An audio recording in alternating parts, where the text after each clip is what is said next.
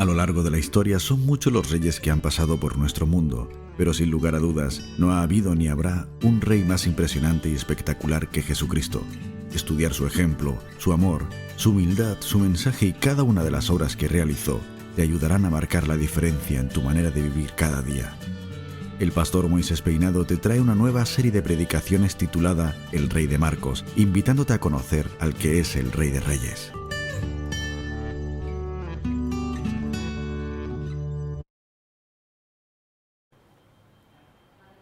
Bueno, pues para aquellos que no lo sepan y sobre todo los hermanos que hoy están conectados participando de este culto online, pues recordar, informar que estamos desde hace ya varias semanas, varios meses, viendo una serie de predicaciones sobre el Evangelio de Marcos. Hoy nos encontramos creo que en el capítulo 21 de la serie, no en el capítulo 21 del libro, sino en el capítulo 21 de nuestra serie.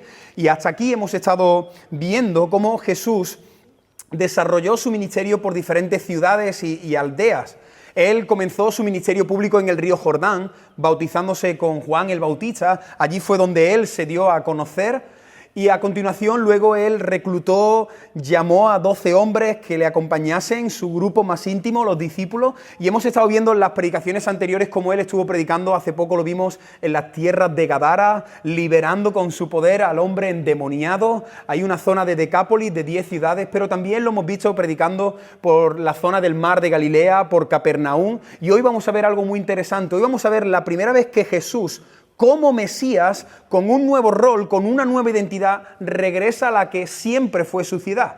Hoy vamos a ver qué experimentaron las personas cuando vieron a Jesús volver a Nazaret. Así que he titulado este mensaje, El Rey en su ciudad. Para aquellos que estáis tomando apuntes, Marcos capítulo 6, vamos a hacer lectura desde el versículo 1 hasta el versículo 6, y el título de nuestro mensaje es El Rey en su ciudad. Jesús regresó a su ciudad con un nuevo rol, con una nueva identidad que no dejó indiferente a nadie. Así que vamos a ver qué sucedió cuando él se presentó en su ciudad acompañado de un grupo de discípulos. Dice así la palabra del Señor en Marcos capítulo 6, versículo del 1 al 6. Salió Jesús de allí y vino a su tierra y le seguían sus discípulos. Y llegado el día de reposo comenzó a enseñar en la sinagoga y muchos, oyéndole, se admiraban y decían, ¿de dónde tiene estas cosas? ¿Y qué sabiduría es esta que le es dada? ¿Y estos milagros que por sus manos son hechos? ¿Pero no es este el carpintero, hijo de María, hermano de Jacobo, de José, de Judas, de Simón? ¿Pero no están aquí también con nosotros sus hermanas? Y se escandalizaban de él. Mas Jesús les decía, no hay profeta sin honra, sino en su propia tierra, y entre sus parientes y en su casa. Y no pudo hacer allí ningún milagro, salvo que sanó a unos pocos enfermos, poniendo sobre ellos las manos. Y estaba asombrado de la incredulidad de ellos, y recorría las aldeas de alrededor, enseñando. Hasta aquí hemos leído el pasaje en el que Jesús regresa a su ciudad. Se nos dice en el primer versículo, si tienes tu Biblia ahí abierta, que él se presentó en su ciudad acompañado de sus discípulos. Conocemos que aquí ya quizás había cerrado su grupo, estos 12 hombres que le estuvieron acompañando durante 3 años. Y a mí me gusta imaginarme que, al igual que hago yo cuando alguien viene a visitarme, cuando alguien viene de otra ciudad y va a pasar un fin de semana con nosotros, siempre aprovechamos unas horas para enseñarle el casco antiguo de Cádiz, pasear por el paseo marítimo. Yo creo que Jesús, cuando fue a su ciudad con los discípulos, seguramente le enseñó los lugares más emblemáticos de Nazaret. Quizás él, mientras recorría su aldea, le decía a los discípulos, mira, aquí era donde yo solía comprar el pan cuando era pequeño, mi madre me mandaba por pan y esta era la panadería, esta era la plaza donde yo solía jugar por la tarde con mis hermanos. Él estaba enseñando la ciudad donde realmente estuvo durante 30 años de su vida. Qué increíble, ¿no? El Eterno, el Dios creador de todo, paseando por unas calles de la aldea de Nazaret, cuando Él es el creador del universo, las calles que le vieron crecer, las calles que le vieron hacerse un hombre. Y como he dicho, Él estuvo en Nazaret durante 30 años. Para aquellos que no lo sepáis, Nazaret se encuentra a mitad de camino entre el mar de Galilea y el mar Mediterráneo. Nazaret se encuentra a 33 kilómetros muy cerca de la ciudad de Capernaum. Estamos viendo en esta serie que Jesús con mucha frecuencia se movía sobre todo en Capernaum. Allí es donde Él desplegó muchas veces su poder, su gracia, su misericordia. Pues ahí, entre Capernaum y Nazaret, ahí se encontraba Jesús, a 33 kilómetros entre estas dos ciudades. He estado investigando esta semana y hoy día, en la actualidad, se dice que aproximadamente en Nazaret pueden vivir aproximadamente 75.000 habitantes, porque con el paso de los siglos, la aldea pequeñita ha ido ganando terreno, ha ido creciendo, extendiéndose, construyendo, y hoy día hay 75.000 personas. ¿Cuántas personas crees que vivían en el tiempo de Jesús? ¿Muchas? ¿Pocas? Dicen los historiadores que probablemente en la aldea donde Jesús nació no llegaban a los 500 habitantes. 500 personas. Una aldea, un pueblecito muy pequeñito, y quiero que este detalle sobre todo lo tengáis ahí en mente y lo podáis anotar, que en aquella época aproximadamente vivían 500 personas en Nazaret. ¿Por qué creo que es un detalle interesante saber los habitantes que había? Porque cuando tú vives en un lugar donde hay pocas personas, prácticamente conoces a todas las personas.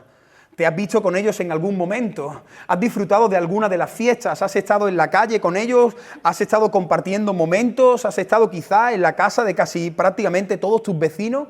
Así que Jesús, cuando Él llega con sus discípulos, yo creo que Él le está enseñando su ciudad, le está comentando algunos momentos, anécdotas que Él ha vivido ahí en el barrio, pero probablemente Él iba saludando a las personas, Él iba saludando a los vecinos, a sus compañeros, Él iba saludando también quizás a algún que otro familiar, a sus amigos. Yo soy del Puerto Santa María y muchas veces me pasa eso, cuando voy a pasar un día con mi familia y voy a estar por allí, pues voy paseando y me voy encontrando a un amigo del colegio, del instituto, un compañero con el que jugaba fútbol. Cuando estoy subiendo el bloque para ver a mi familia, me voy encontrando a los vecinos que van saliendo, nos paramos, nos saludamos, compartimos. Ese era el ambiente que Jesús estaba teniendo ahí en Nazaret. Él iba recorriendo las calles y saludando a unos y a otros acompañado de sus discípulos. Pero llegó el día sábado. La Biblia, el pasaje que vamos a desarrollar, nos dice que se encontraban en el Shabbat, el sábado. Y para los judíos, ese día era el día del Señor, como ya estuvimos estudiando en otro mensaje. ¿Qué hizo Jesús? Pues hizo lo que todos los judíos hacían el sábado. Se dirigió a la sinagoga. Él durante 30 años, todos los sábados hacía eso, así que cuando fue a su ciudad y vio que era ese día con sus discípulos, entró en la pequeña sinagoga de Nazaret. Dice la palabra que cuando Él tomó asiento acompañado de estos hombres que iban con Él, quizás uno de los responsables de la sinagoga, como vimos la semana pasada, Jairo, el principal de la sinagoga, dentro de la sinagoga había un hombre que era el que elegía a las personas para realizar la lectura pública que tocaba esa semana. Así que probablemente Jesús toma asiento, la gente le está saludando desde el banco, están sonriendo porque conocen a Jesús, es un vecino que hace un tiempo que ha salido y ha vuelto de nuevo a su ciudad. Y de repente uno de los principales le invita a Jesús que pase al frente y que haga la lectura que le correspondía ese día. A continuación siempre se solía decir algo después de hacer la lectura, explicar algo, dar alguna enseñanza. ¿Sabéis lo que sucedió en este pasaje? Jesús sale al frente, saluda, explica un poco de dónde viene, presenta a sus compañeros y empieza a leer la palabra de Dios. Y al terminar, Él empezó a enseñar y empezó a predicar algo relacionado con el texto que había leído. ¿Qué sucedió en la sala? Que la gente empezó a alucinar con la manera que tenía Jesús de enseñar. Dice la Biblia que muchos le admiraban.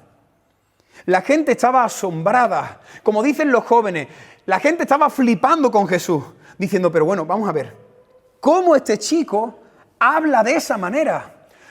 ¿Cómo este hombre, que nunca lo hemos escuchado hablar con esa profundidad, de repente está aquí diciendo cosas impresionantes? Mi corazón se está removiendo por dentro, estoy emocionado, pero mira cómo se me están poniendo los pelos. La gente estaba alucinando con la explicación, con el discurso que Jesús estaba realizando en aquella mañana.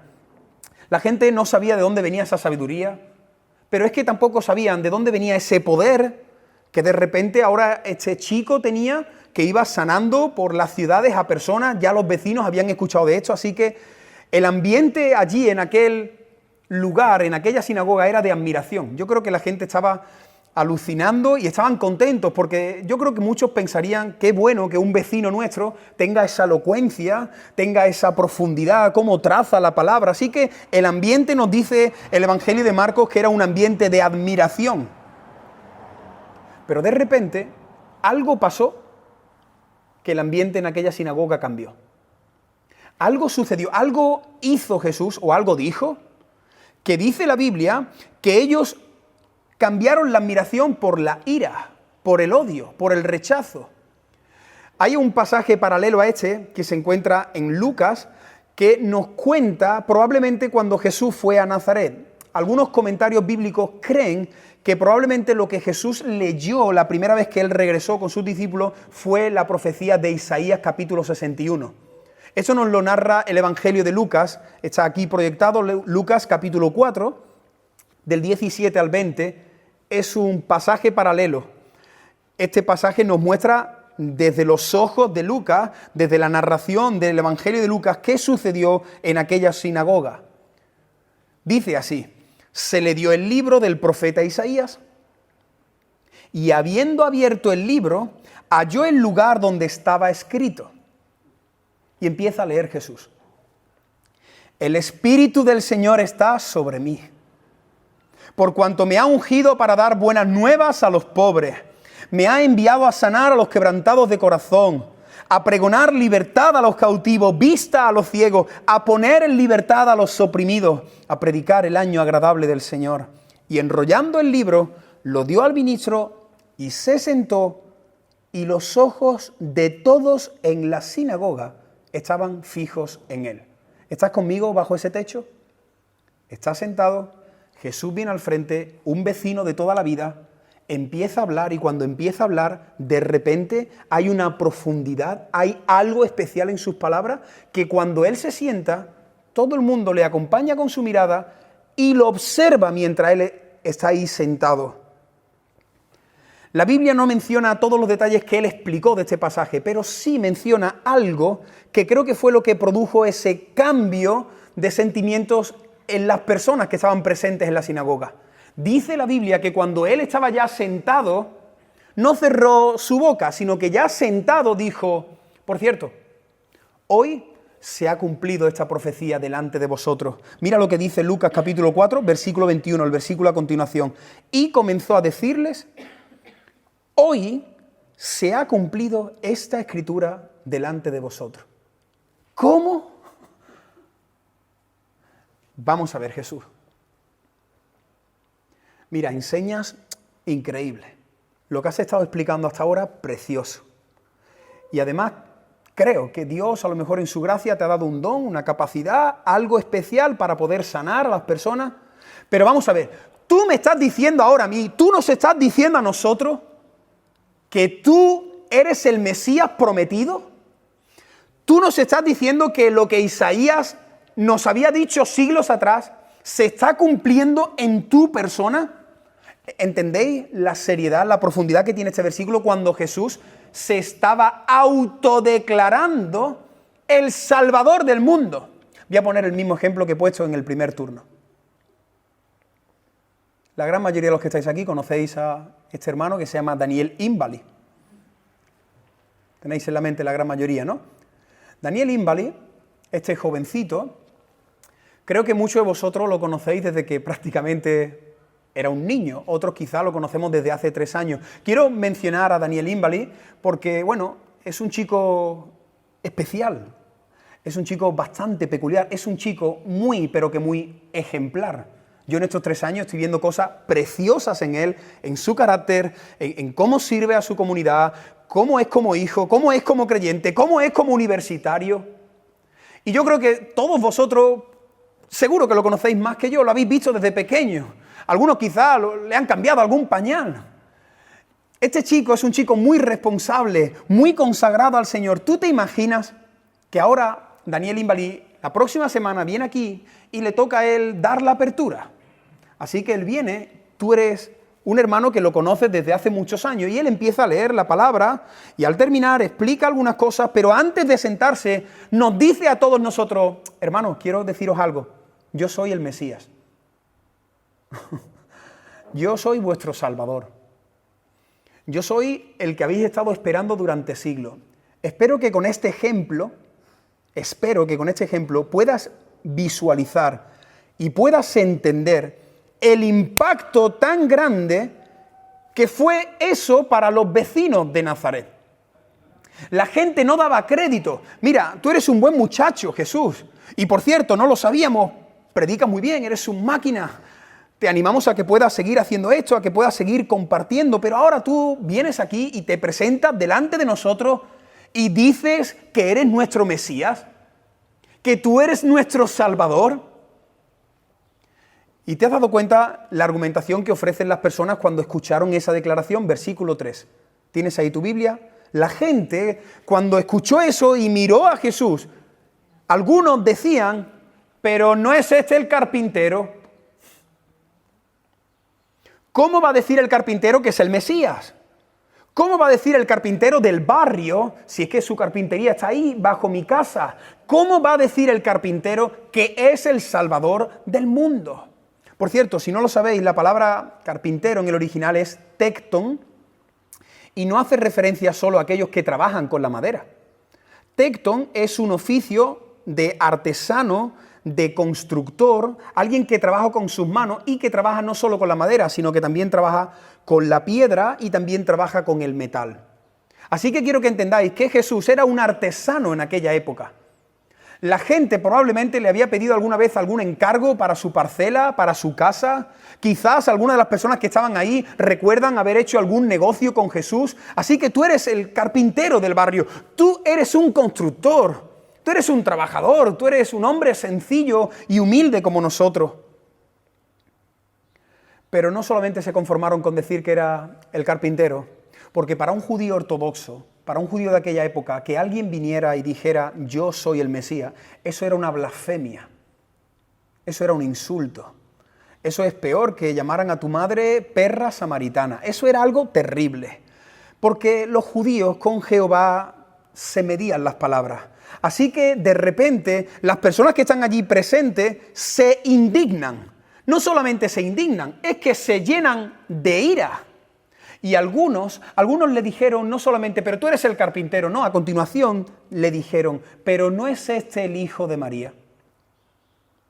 Ahora, ¿cuál ha sido la sorpresa para mí esta semana estudiando este pasaje?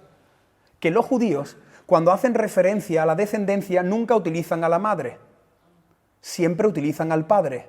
Por ejemplo, Jacobo, hijo de Zebedeo, Leví, el hijo de Alfeo, Simón, hijo de Jonás, así constantemente. Los judíos nunca mencionaban a alguien por la descendencia de la madre. Así que detrás de esta expresión, yo me inclino a pensar como aquellos teólogos y comentaristas bíblicos que había un insulto, había un menosprecio hacia la persona de Jesús. ¿Por qué? Porque sinceramente, en Nazaret nadie sabía quién era el padre de Jesús. ¿Quién es el padre de Jesús? Sí, es cierto. Hace 30 años se corrió el rumor de que un ángel. Pero eso ¿quién se lo cree?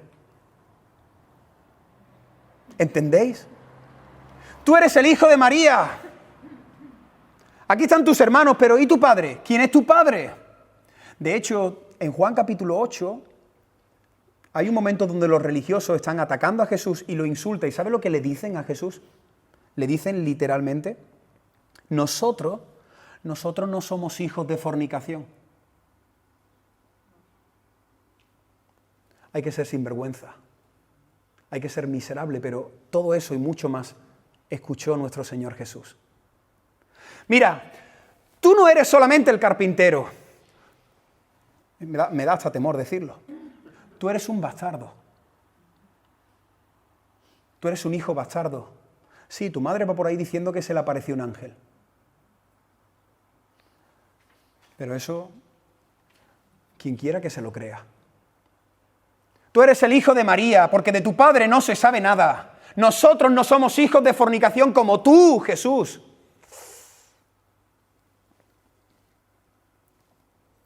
¿Por qué, hermano? ¿Por qué esta dureza? ¿Por qué esta violencia contra Jesús? Porque había hecho una declaración que había indignado a mucha gente. no solamente le dijeron bastardo detrás de sus palabras. ¿Tú sabes lo que dice la Biblia que intentaron hacer con el muchacho que nunca había roto un plato?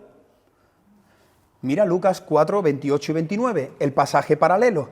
Al oír estas cosas, todos en la sinagoga se llenaron de ira. Hace un momento estaban alucinando con él y ahora en sus corazones corre la ira descontrolada. Y levantándose, mira, le echaron fuera de la ciudad y le llevaron hasta la cumbre del monte, sobre el cual estaba edificada la ciudad de ellos. ¿Para qué? Para despeñarle.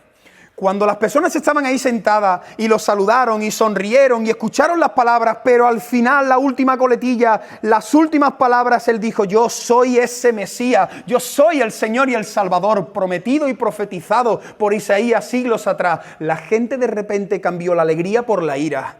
Insultaron, le hicieron varias preguntas, pero no se conformaron. Lo echaron, lo expulsaron como a un perro de la sinagoga. Y poco a poco las multitudes lo fueron arrinconando y en el borde del precipicio estuvieron a punto de tirarlo por el acantilado. Pero el Dios Padre todavía no había llegado su momento y guardó la maldad, la ira de la multitud. Hoy quiero hablar de un tema muy importante a la luz de este pasaje que estoy explicando en estos primeros minutos del mensaje. Hoy el tema que vamos a hablar es sobre la incredulidad. Ese es el tema. Hoy quiero hablar, con la ayuda del Señor, de las locuras, de la esclavitud que produce la incredulidad en el alma. Así que el primer punto de este mensaje lo he titulado La condición espiritual del hombre. ¿Cómo se encuentra el hombre en su condición espiritual? Nosotros, a la luz de la Biblia, entendemos, creemos, afirmamos que el hombre está muerto en sus delitos y en sus pecados. Que el hombre viene dañado, deteriorado. El hombre en su interior está completamente corrupto y depravado por el pecado que pasó de Adán al resto de las generaciones. En pecado me concibió mi madre, dice el salmista. Todos nosotros, en nuestro interior, está el pecado original, esa manifestación de rebeldía, de ira contra el Creador. He puesto aquí una frase que dice: la incredulidad es la mayor maldición que nos ha dejado el pecado. La incredulidad. Este mundo no cree en Dios. Tu familia no cree en Dios. Tus amigos y las personas que más amamos no quieren entregarle su vida al Señor. ¿Sabéis por qué? Porque están bajo la maldición de la incredulidad que dejó el pecado en el ser humano. ¿Cuál ha sido mi sorpresa cuando, por curiosidad, quise leer la definición de nuestro diccionario sobre la palabra incredulidad? Mira lo que escriben personas no inspiradas por el Espíritu Santo, pero mira cuánta realidad tiene. Está aquí proyectado. El diccionario define la incredulidad de la siguiente manera: imposibilidad que tiene una persona para creer algo. Algo que no ve. Algo que no está demostrado. Aunque esté aceptado, consensuado por la mayoría. Y a continuación, y esto no lo he escrito yo, dice: falta de fe. Impresionante. Cuánta sabiduría y cuánta precisión hay detrás de esta definición. La incredulidad es imposibilidad que tiene la persona de creer. Es imposible. ¿Cuál es la condición espiritual en este primer punto? ¿Cómo se encuentra el ser humano? Mira, la incredulidad es la mayor tragedia que existe en el mundo. Nosotros estamos muy preocupados con esa pandemia que está avanzando y corriendo a sus anchas por el mundo. Pero ¿tú sabes cuál es la peor pandemia que hay en el mundo? La incredulidad.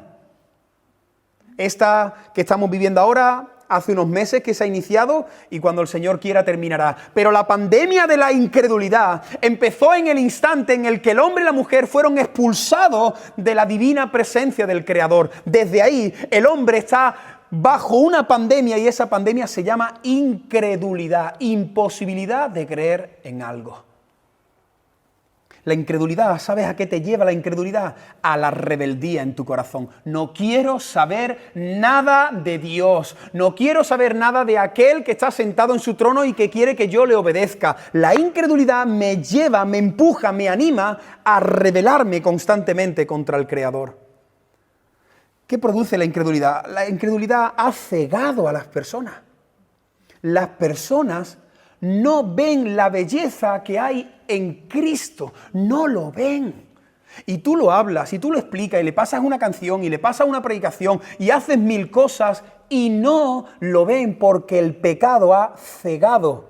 Dice 2 de Corintios 4:4, dice, el Dios de este siglo cegó el entendimiento de los incrédulos para que no les resplandezca la luz del Evangelio, de la gloria de Cristo, el cual es la imagen de Dios. ¿Os dais cuenta en la situación en la que se encuentra el género humano?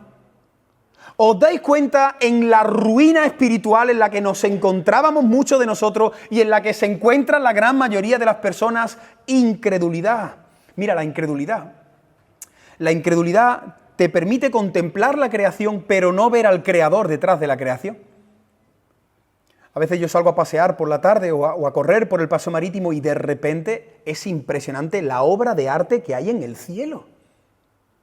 Unos colores, el cielo, el mar.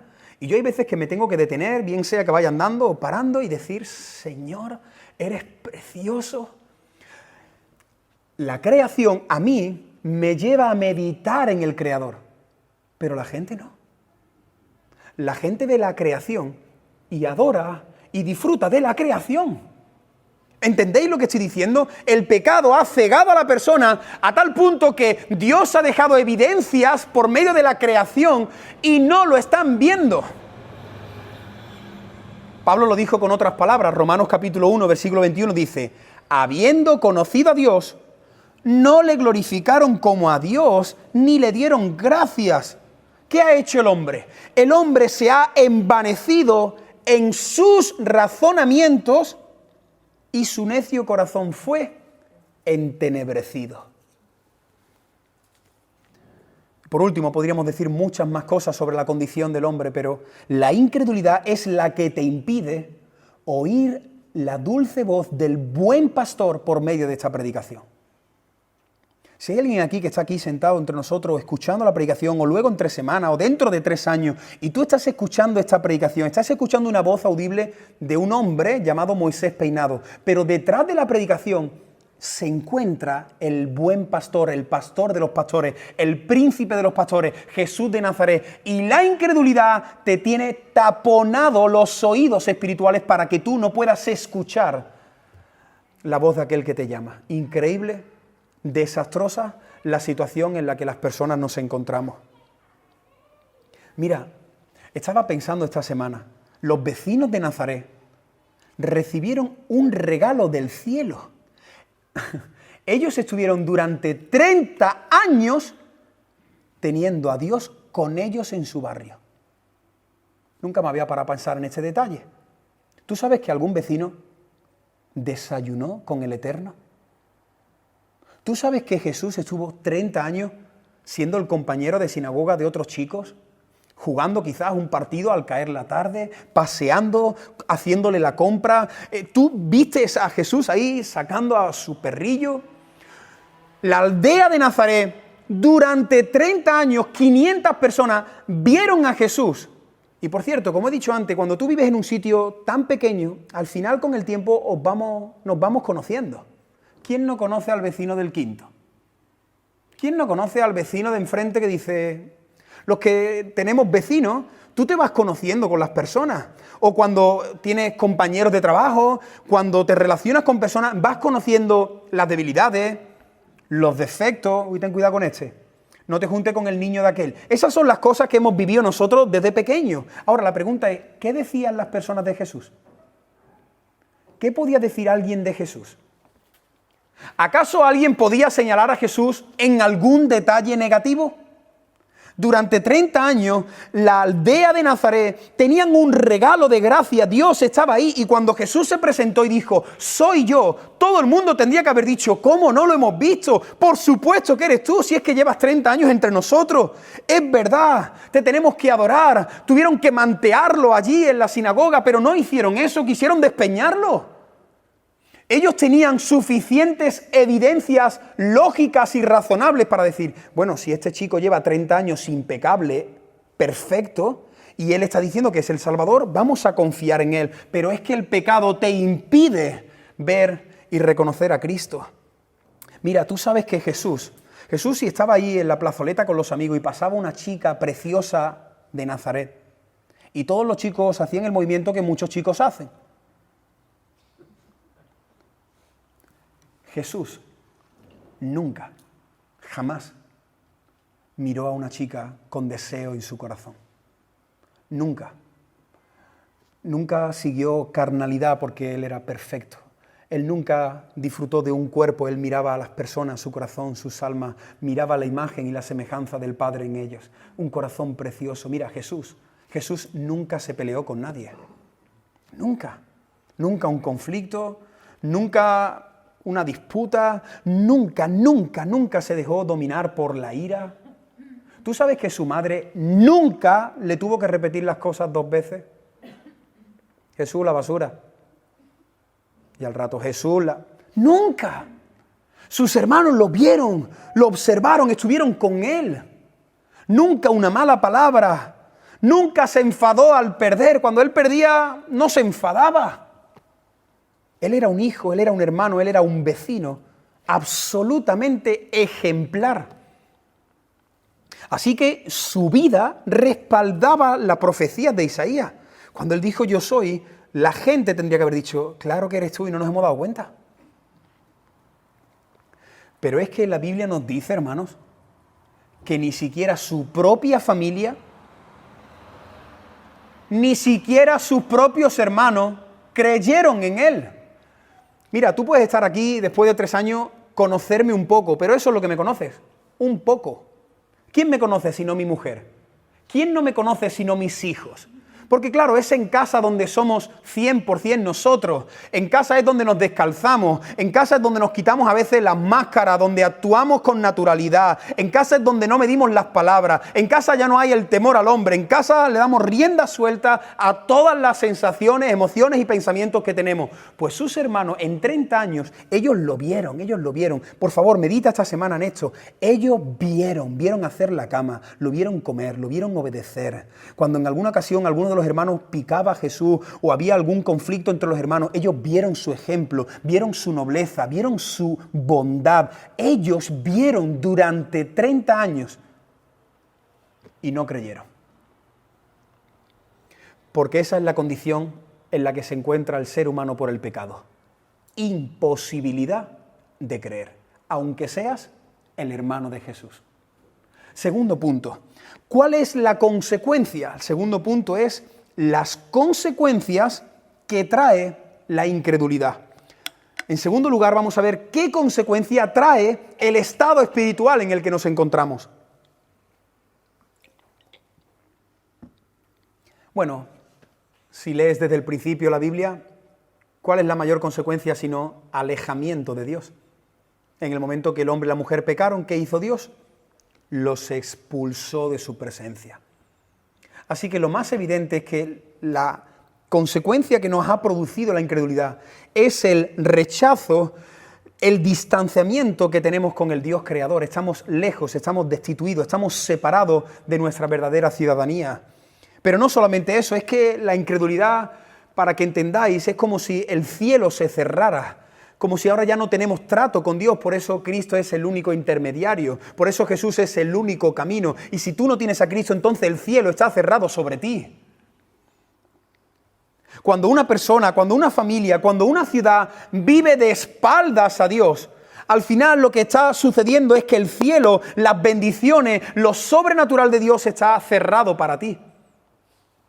¿Qué creéis que está pasando en nuestro país? ¿Qué creéis que está pasando en el mundo? Con hombres que quedan entre ellos y hacen sus acuerdos y firman cosas que Dios aborrece. ¿Qué pensáis que está sucediendo en el corazón del Dios 3 veces santo cuando ve que sus criaturas, que el hombre se une y llegan a acuerdos y hacen pactos y alianzas entre ellos para ir en contra de la voluntad del 3 veces santo? ¿Qué hay sino maldición? Dios cierra los cielos y a veces nos deja ahí en su juicio, nos deja en nuestra necedad. ¿Qué queréis eso? Pues ahí tenéis. El Mesías prometido, Jesús, cuando llegó a Nazaret, yo creo que él deseaba hacer lo que había hecho en Capernaum. Yo pienso que Jesús deseaba, anhelaba hacerle el bien a sus vecinos.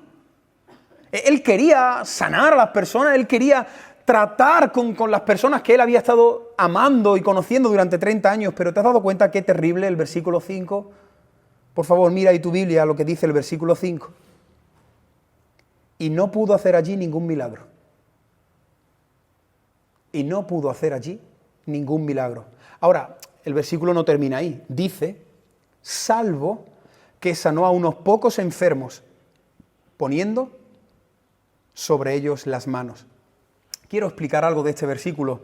Este texto, aunque las primeras palabras parece que dice eso, este texto no enseña que Jesús no pueda realizar milagros debido a la incredulidad. Pero Moisés, si lo dice la Biblia, no pudo hacer allí ningún milagro.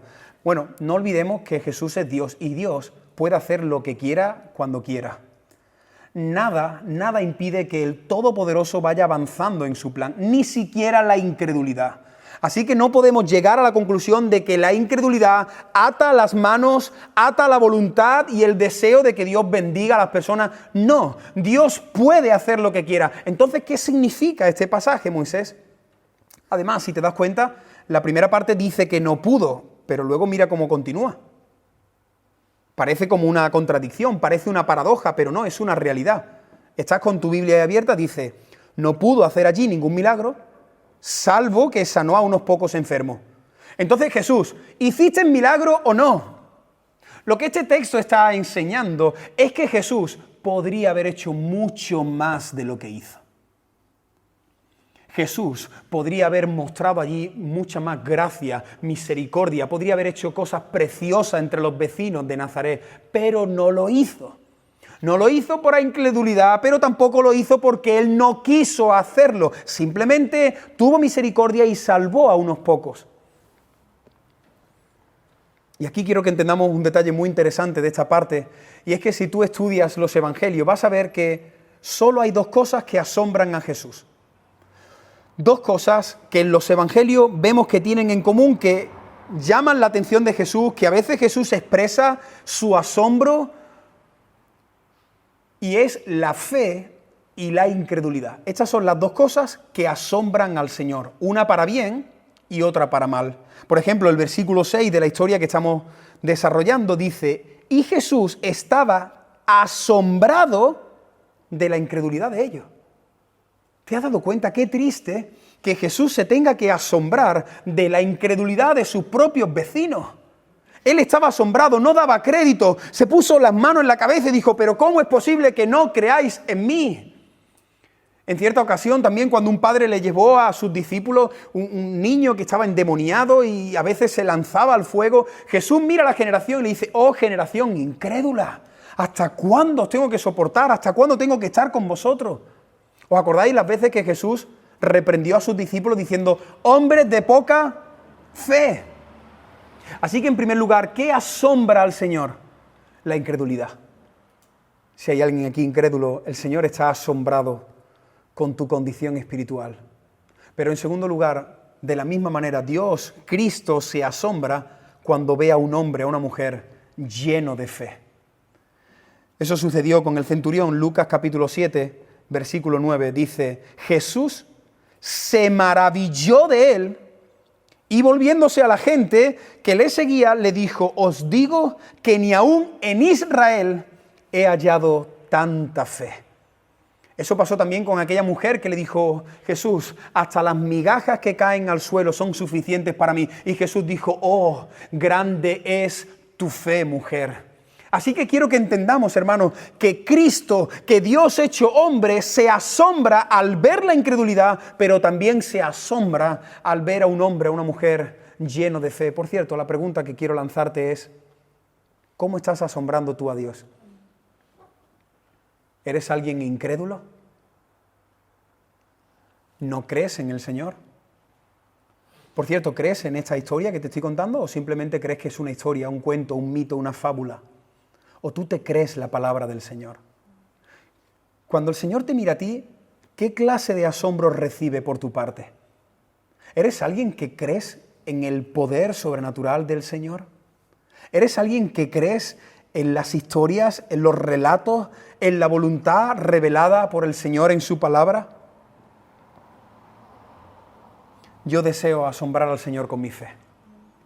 Yo le pido al Señor que Él siga aumentando mi fe para que Él se asombre de esa fe que Él me ha dado, que yo la estoy ejercitando, como vimos la semana pasada, y estoy haciendo todo lo posible para que mi fe crezca, para que yo no dude en medio de la tempestad, para que yo no dude en medio de la crisis, para que yo confíe en cada una de las promesas que hay en la palabra para mi vida. Yo le pido al Señor que me ayude a asombrarlo por medio de esa fe.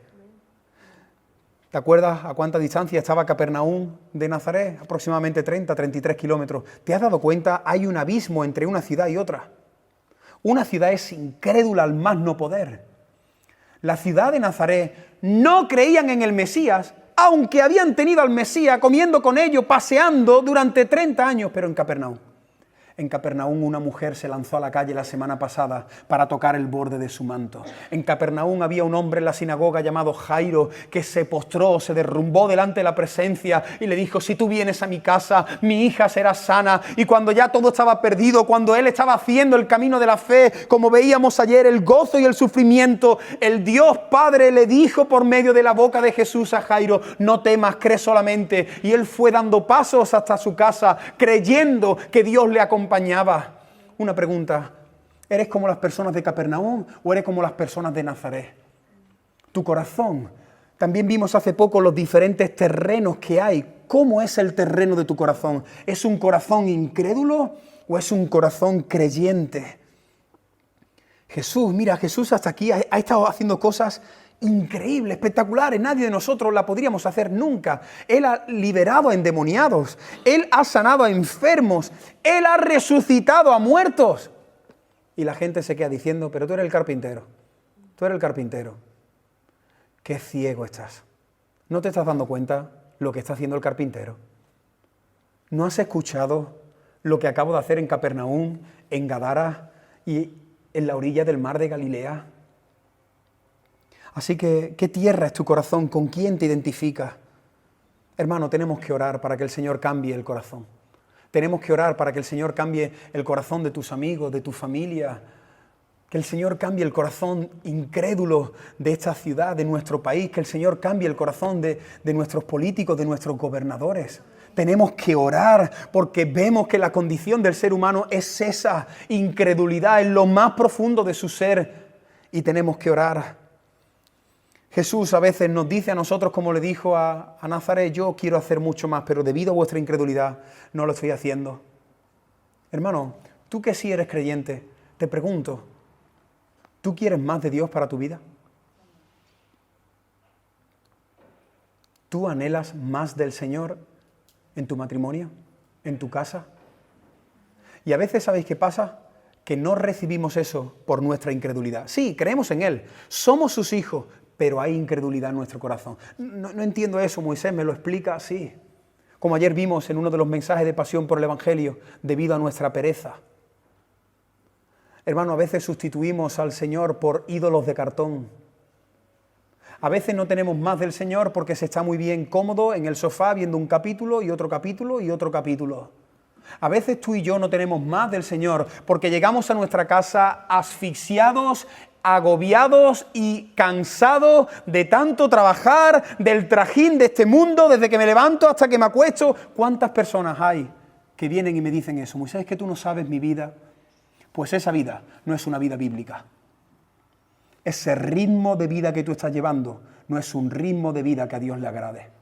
Si tú tienes tiempo para todo, menos para el Señor, todo lo que Dios podría darte, tú mismo no lo estás recibiendo debido a tu incredulidad. cuando pasan los días de la semana y no oramos, no buscamos el rostro del Señor, finalmente nuestro corazón es un corazón incrédulo. Solamente creemos en nosotros, creemos que podemos ir avanzando por nuestra fuerza, por nuestras capacidades. Cuando tú dependes del Señor, cuando tú lo buscas, tú le estás diciendo al Señor, Señor, te creo, te necesito. Señor, ¿a quién tengo yo en los cielos sino a ti? Nada de ti deseo fuera de la tierra, Señor. Tú eres suficiente, tú eres la pasión que arde en mi corazón, tú eres el único ídolo que satisface, tú eres el único que puedes llenar y saciar todos los rincones de mi alma. No tenemos más de Dios porque no confiamos más en Él, no le buscamos, no creemos en Él. Así que hasta aquí estamos viendo la condición espiritual, estamos completamente arruinados en el pecado. Estamos viendo la consecuencia que el pecado nos produce cuando nos alejamos, cuando entramos en el pecado el cielo se cierra, nos alejamos de la presencia del Señor, vivimos con mediocridad, nos conformamos a una vida religiosa, vamos ahí tratando de ir cogiendo aire cada vez que podemos. El Señor tiene mucho más para nosotros, pero a eso nos lleva la consecuencia del pecado. Pero quiero terminar este mensaje con una buena noticia, porque el Evangelio es una buena noticia. Porque esta historia no termina mal, esta historia termina bien, porque hay esperanza en Jesús. Así que el tercer y último punto lo he titulado La solución para el hombre. La solución para el hombre. ¿Te has dado cuenta cómo era el corazón de las personas que estaban en la sinagoga? Por cierto, ¿te acuerdas del día de la semana en el que pasó esto? ¿Qué día fue? El sábado. Y cuando la Biblia especifica que fue el sábado, lo hizo de manera intencionada, el Shabbat, conocido para los judíos. Como hemos dicho, al final los sábados la gente lo que hacía era como vosotros y como yo he tratado de hacer hoy. Ponernos nuestras mejores ropas. Aquí muchos de vosotros estáis muy guapos hoy, el miércoles no tanto. No, es broma. Todos tratamos de estar guapos, pero como que este día, ¿no? Uno dice, me voy a arreglar un poquito más, voy a perfumarme, quizás no me perfumo tanto el martes, me voy a peinar un poquito mejor, voy a coger las mejores zapatillas. Eso tratamos de hacer cuando venimos aquí. Eso hicieron los vecinos de Nazaret. Todos estaban allí, luciendo sus vestidos. Todo el mundo, cuando se abrazaba en ese tiempo que no había confinamiento, olían el perfume uno del otro, se sonreían y se preguntaban qué tal había ido la semana. Parece que las personas que están ahí son personas entrañables, vecinos que se quieren. Es que parece que son buena gente. Es que cuando Jesús termina de predicar, la gente le aplaude. Y la gente le felicita y algunos que tienen un poco más de confianza le levantan el dedo, le guiñan el ojo, pero ¿te das cuenta cómo es el corazón del ser humano? En un instante, pasan de la admiración al odio. Por cierto, no es el tema, pero ¿no te sorprende a veces cómo es tu corazón? Ahora estás aquí tranquilito, pero te montas en el coche y sacas la bestia que llevas dentro. ¿No te sorprende cómo es nuestro corazón? Porque a mí a veces me asusta. Tranquilo, pero en el momento que sucede algo que no entra en mi mente, que no me gusta o que afecta a mi diminuto e insignificante reino, te ataco. Así es el ser humano. En un momento feliz y en un instante con odio. En un momento cogiendo la mano de mi esposa, pero en un momento separado y cada uno en una habitación. En un momento disfrutando y abrazando a mi hijo, pero en un momento suelto toda la agresividad, la violencia y la ira sobre mis hijos. ¿Qué pasa en el centro del corazón del ser humano? Si te ves identificado con esto, hay una buena noticia para ti. Hay alguien que puede transformar ese corazón. Hay alguien que puede liberarte de esas cosas tan terribles que a veces produce nuestro corazón.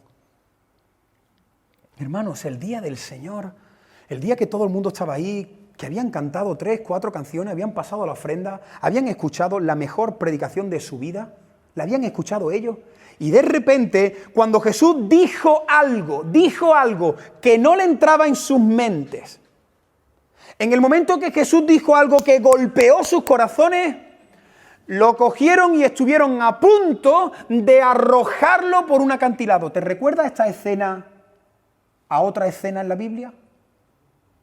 Un cambio tan radical de las personas con Jesús. ¿Te recuerda? Si no caes, te lo recuerdo.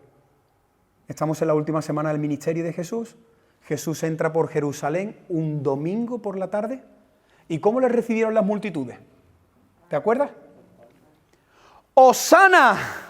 ¡Hosana! Si había algún andaluz, allí se dijo ¡ole!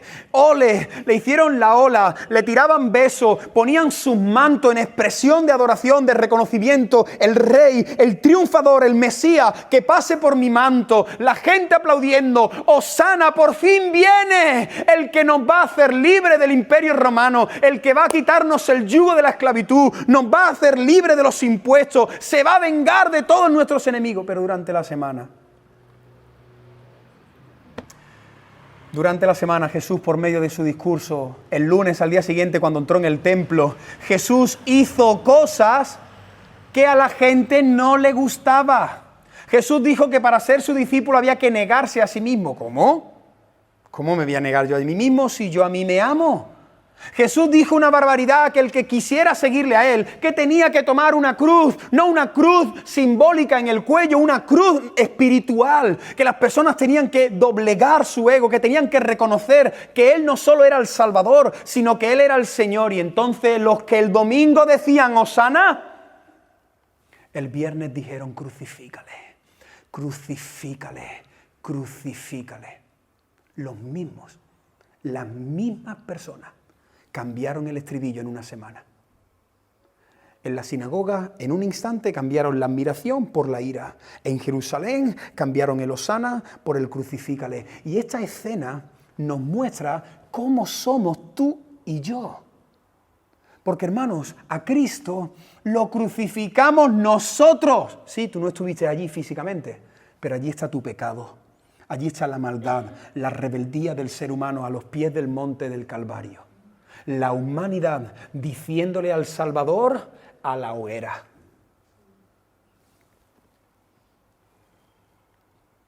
He puesto aquí una frase que dice: todos buscamos al Jesús Salvador, pero nadie quiere al Jesús Señor. ¿Estás de acuerdo? Todos buscamos a un Dios que me sane de la crisis, que me salve, que me libere, que el virus no me toque. Y el otro día estaba comiendo en un sitio y pude compartir un poco del Evangelio con el camarero. Y él me dijo, sí, yo soy creyente. Como mucho, soy católico, no practicante, pero soy muy creyente. Y me dijo a continuación, yo creo mucho, mucho, mucho en Dios. Todos los días le pido. Y digo, ¿ah, sí? Digo, ¿qué le pide? Le estoy pidiendo que no me toque la economía y que no coja el virus. Ese es el ser humano. Para eso queremos a Dios, para que me salve. Ahora, si tú le dices que Él quiere ser el Señor de tu vida, a la cruz. A mí me sorprende. Yo he conocido a personas aquí, vosotros también, y en la antigua iglesia, personas que vienen, que les caemos súper bien, que encuentran una familia, que les encanta nuestro estilo de vida, disfrutan con los mensajes, pero en el momento que hay una predicación que les toca el centro de su corazón, ya no aparecen más. ¿Te ha pasado a ti con algún vecino? Le estás hablando del Señor. Uy, qué bonito, mándame versículos de esto, mándame esto. Uy, qué paz siento cuando me hablas de Dios. Ahora, como le hables del centro de su corazón, como le digas que Jesús aborrece la envidia, como le digas a esa persona, mira, que es que tú estás en fornicación, esto Dios no lo considera matrimonio, te va a mirar a los ojos y te va a decir, mira, hasta aquí, no me hables más de Jesús. Ese es el ser humano. Hosana, hosana, hosana cuando te necesito. Crucifícale cuando tú me estás pidiendo algo que no estoy dispuesto a entregarte. Y así eran nuestros corazones, el tuyo y el mío. Éramos prisioneros de la ira, de la envidia, del orgullo, de la mentira, de la vanidad, de la fornicación, del rencor, de la amargura, etcétera, etcétera y etcétera. Así éramos muchos de nosotros cuando Cristo se apareció en nuestro camino. Pero termino con la predicación de Jesús. ¿Te acuerdas lo que Jesús leyó en la sinagoga? ¿Qué os parece si lo leemos nuevamente? Lucas 4, 18 y 19. Esta es la buena noticia para ti. Jesús dijo y continúa diciendo, el Espíritu del Señor está sobre mí, por cuanto me ha ungido para dar buenas nuevas a los pobres. Me ha enviado a sanar a los quebrantados de corazón. Yo vengo a pregonar libertad a los cautivos. Yo traigo vista a los ciegos. Yo he venido a poner en libertad a los oprimidos, a predicar el año agradable del Señor. La solución para el terrible problema del pecado y de las consecuencias es Cristo Jesús. Cristo Jesús. Cristo es la solución para tus problemas, de verdad, créeme, pero no para tus problemas emocionales, no para tus problemas económicos, para tus problemas del alma. Cristo ha venido para hacerte libre, para que ya no tengas que estar mirando en la pornografía, para que ya no tengas que estar buscando en un hombre lo que solamente te puede dar el Salvador. Cristo ha venido para llenar tus vacíos, para sanar las heridas de los traumas que tenemos de nuestra infancia, para ayudarnos a perdonar, para liberarte del rencor, de la amargura. Cristo ha venido para quitarte la venda que te impide ver la belleza que hay en Cristo en la cruz del Calvario. Cristo ha venido a romper todas tus cadenas, ha venido a proclamar el año agradable, ha venido a salvarte. Jesús de Nazaret, esa es la solución para el ser humano. Jesús de Nazaret. Jesús de Nazaret. Y si alguien aquí, durante esta predicación, durante una canción, durante un mensaje esta semana, si alguien aquí de repente entiende su condición, si alguien aquí experimenta que el Señor te quita las vendas y ves en el estado espiritual en el que te encuentras, ¿qué tienes que hacer? Corre hacia Cristo. Corre hacia Jesús. Hemos visto nuestra condición espiritual antes de conocer al Señor. Todos nosotros, hermanos, yo no sé si somos conscientes que éramos prisioneros de la incredulidad. ¿Te acuerdas de la definición del diccionario? Imposible.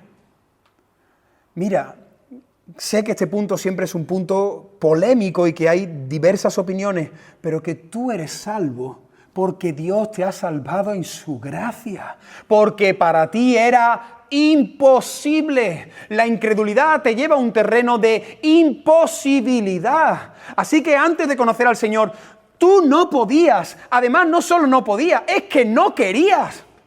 Es que tenemos que entender la situación en la que se encuentra el ser humano. No solamente es un pobrecito pecador, no es un culpable pecador. Él es víctima y él es culpable. Nosotros estábamos en esa situación, pero vino Cristo. Vino Cristo con su gracia, con su amor y con su misericordia y cambió nuestro corazón y nos quitó las vendas y pronunció nuestro nombre y nos buscó, nos llamó, nos salvó, nos restauró. Alabado y glorificado sea el nombre del Señor. La única solución para el problema es Jesús. La única solución para tu problema es Cristo. Necesitamos que Jesús aparezca en nuestro camino, que Él nos venza, que Él nos conquiste. Y hay buena noticia. Hay buena noticia para aquellos corazones incrédulos. ¿Te acuerdas los hermanos de Jesús? 30 años jugando al parchís con Él, cenando, haciendo turno para ver quién sacaba al perro, la basura. Sus hermanos, sus propios hermanos en la carne, no reconocieron al Mesías en su casa. Pero hubo un día donde Dios tuvo misericordia de alguno de sus hermanos. ¿Te acuerdas de esta escena en Hechos de los Apóstoles, capítulo 1, versículo 14? Mira lo que sucede en Hechos, capítulo 1, versículo 14. Todos estos, hablando de los discípulos de Jesús, no solamente los 12, sino ya había cientos de discípulos, todos estos perseveraban unánimes en oración y ruego, con las mujeres. Pero mira lo que dice la Biblia. Y con María, la madre de Jesús, y con sus hermanos. Hubo un día donde el hermano de Jesús, que no creía en Jesús, el cielo lo visitó. El Espíritu Santo, que es el que trae convicción de pecado, le quitó las vendas y entonces él pudo decir: ¿cómo es posible que yo he estado 30 años con el Señor y el Salvador de mi vida y no lo he reconocido? Y entonces ellos se postraron, ellos adoraron a su propio hermano. Hermano, este versículo nos habla de una buena noticia y es que tu familia puede venir a los pies de Cristo. Es que algún día, si Dios quiere, si está en los planes soberanos del Señor, algún día tú puedes tener aquí sentado a tus hijos, a tus hijas adorando al Señor. Tu marido que no es creyente, tu esposa que no quiere saber nada y te maldice como la mujer de Job. Algún día ese vecino con el que te cruza y llevas años compartiéndole, algún día, si Dios quiere, puede vencer su resistencia por medio de su gracia, puede enamorarlo. Y como los hermanos de Jesús terminaron en el aposento alto adorando a su hermano, ¿te imaginas esa oración de Santiago, de Judas? Oh Padre, gracias por mi hermano. Gracias por mi hermano que es mi Señor y es mi Salvador. Santiago y Judas luego escribieron una epístola. Estos dos fueron los hermanos carnales de Jesús que terminaron sus días adorando al Señor. Hay esperanza. Para aquellos corazones que son tan duros como Nazaret, hay esperanza. Para tu hijo que te ha mirado a los ojos y te lo ha dicho bien clarito, no quiero saber nada de Dios, ni de tu fe, ni de la iglesia, hay esperanza. La gracia de Dios. Igual que hubo esperanza para los ciudadanos de Nínive, una de las ciudades más terribles, y el Señor mandó al peor predicador de la historia de la humanidad, Jonás. No hay otro predicador. Si tú pones en YouTube el peor predicador de la historia, aparece Jonás. ¿Te acuerdas de Jonás? Se presenta allí en Nínive, su predicación de 4 o 5 palabras. Jonás no quería que se convirtieran. Fíjate si es malo el predicador. Es como el que va a venderte algo y dice, no, pero no me lo compres. Él predicó con todas sus ganas para que nadie se convirtiera. Pero el Señor, con todas sus ganas, salvó a Nínive y allí se convirtió hasta la vaca. ¿Te has dado cuenta? La gracia de Dios derramándose sobre una ciudad perversa y malvada, pero es que no hay corazón duro para el Dios que vence con su gracia. Y eso es lo que tenemos que orar, hermano. Estas verdades, si tú las compartes, te hacen entender que tu familiar está completamente perdido. Tu familia está muy perdida, pero ha venido alguien para buscar al que se ha perdido. Tu hijo, por mucho que tú hagas, no puede convertirse porque el hombre no puede ni quiere colaborar con Dios. No podemos cooperar con Dios. Pero es que el Señor, si pronuncia tu nombre, si el Señor dice Zaqueo, desciende, si el Señor te dice deja las redes, si el Señor te llama a la mesa del banco de los tributos, si el Señor aparece en tu camino, Él te enamora para siempre. Así que, hermanos, si hay alguien aquí en esta sala que está luchando y su corazón es como el corazón de Nazaret, pídele al Señor, dile al Señor en esta hora, Señor, ten misericordia de mí. Dice el necio en su corazón, no hay Dios. Si te consideras un necio, si hoy, por la gracia de Dios, te estás dando cuenta que tu corazón es tan incrédulo como Nazaret, clama. Y si clamas es porque el Señor te ha tocado, así que clama. Clama y corre hacia Cristo y pídele perdón. Pero hermano, que estás aquí, que ya eres creyente, por la misericordia del Señor, ten fe. Sigue buscando al Señor. Dios tiene y quiere hacer mucho más contigo. Y nos estamos conformando, estamos viviendo una vida de orilla, cuando Él te está diciendo, boga mar adentro, tengo mucho más para darte. Hermano, iglesia del Señor, busca al Señor con pasión, porque Él quiere darte mucho más. Él tiene muchas más cosas para revelarte, para cambiar de tu carácter, de tu corazón. Él quiere liberarte, Él quiere romper todas las cadenas, todas las ataduras, porque el Espíritu del Señor está sobre Jesús y Él ha venido a hacerte libre. Así que corre hacia Él, deja ya la pereza, deja ya el mando de la televisión, deja ya el móvil, las redes sociales, deja ya ese terreno que te está robando las bendiciones, porque el cielo está abierto sobre ti, porque Cristo ha abierto el cielo para nosotros. Te resumo lo que hemos visto en este día. La condición del hombre es de ruina espiritual, el pecado, todos nosotros muertos, alejados. La consecuencia es que estamos lejos del Señor, el cielo está cerrado, no podemos ni queremos acudir a Cristo, pero hoy hemos visto la buena solución del Evangelio. La solución es que Jesús ha venido para transformar nuestras vidas. Jesús ha venido para que ahora seamos adoradores. Así que yo le pido al Señor que Él bendiga su palabra y que produzca fruto en nuestras vidas, en nuestros corazones y en aquellas personas que no creen, que en algún momento, en algún instante, el Señor les regale esa fe salvífica para que sean no solo criaturas, sino hijos de Dios, verdaderos adoradores como fueron los propios hermanos de Jesús.